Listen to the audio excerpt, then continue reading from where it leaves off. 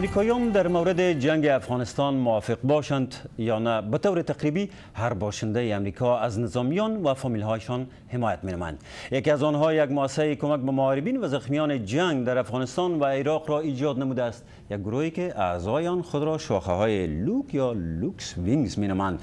دوستان و اقارب زخمیان را به شفاخانه نظامی جهت پرستاری از زخمیان می‌فرستند تا عزیزانشان را پرستاری نمایند. توجه نمایید به گزارش در مورد از همکارم خدیجه الکوزی.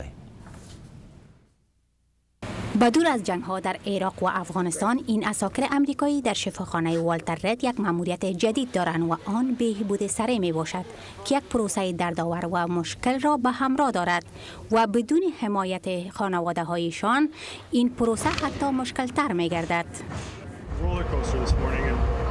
وقتی که یک باشنده واشنگتن دی سی متوجه شد که فامیل ها نمی توانستند به شفاخانه والتر رید سفر کنند، فلچر گیل در این راستا اقدام نمود. گیل در ابتدا یک پروژه گرد هماوری بودجه‌ای را که در کشتی رئیس جمهور سابق اجرا شد برنامه‌ریزی نمود.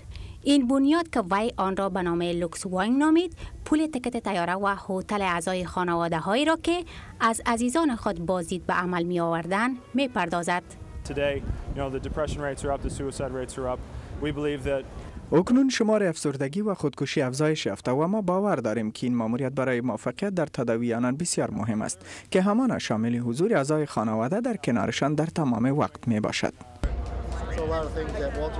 گیل مایکل جونز، جگرن نظامی سابق را برای کمک در این مورد جذب نمود. جونز می دانست اولین فامیل است که در این مراحل تداوی بهبود یافته است.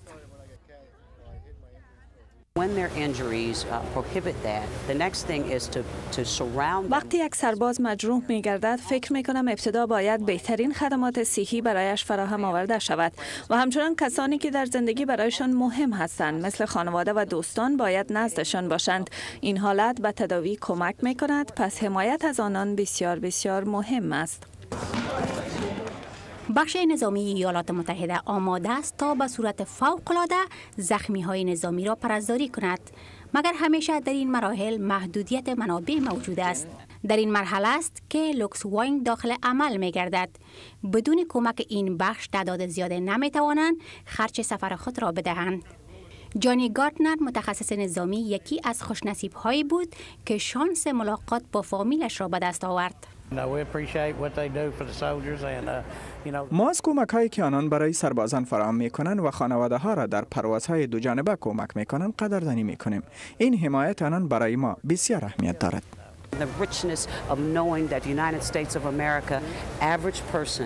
مهم این است که ایالات متحده از هر فرد عادی امریکایی حمایت کند. آنان شاید با این موضوع موافق نباشند، ولی آنان از اعضای اردو و خانواده هایشان حمایت می کنند که برابر یک دنیا برای اعضای اردوی ما ارزش دارد. لوکس وینگ در سال اول فعالیتش خانواده های 21 عسکر را به این شفاخانه انتقال داد و با کمک و اعانه رضاکاران این گروه خواهان رسیدگی به خانواده های بیشتری می باشند. خدیجه الکوزی، تلویزیون آشنا صدای امریکا از واشنگتن.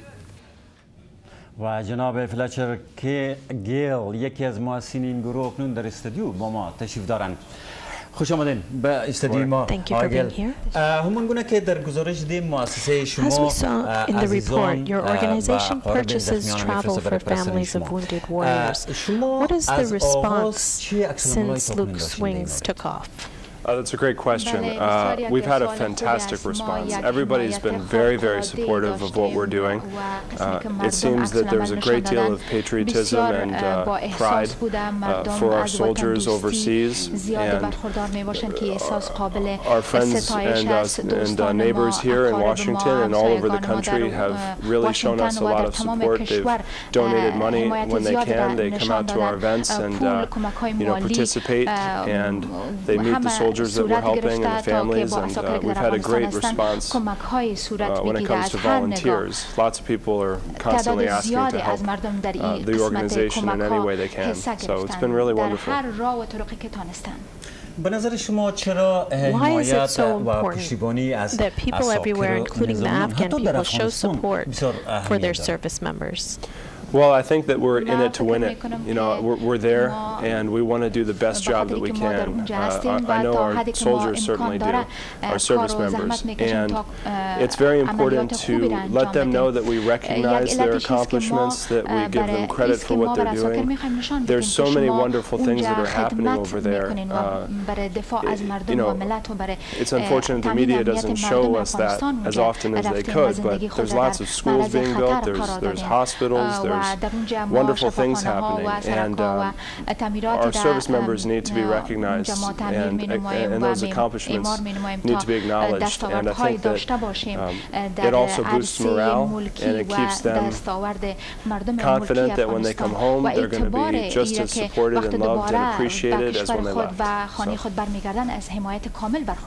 شما میتونین یکی از داستان‌های موفق خود برای ما و بیننده‌های عزیز ما بگویید؟ Can you share with us some of your success stories? Sure, there's so many. In fact, if you go to our website at lukeswings.org, we put a lot of the stories on the website for everybody to read and enjoy.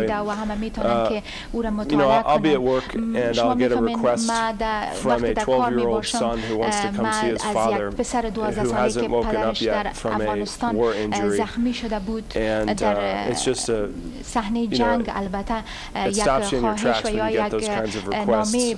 In this case in particular, it was a service member that was shot by a sniper, and he was left unconscious.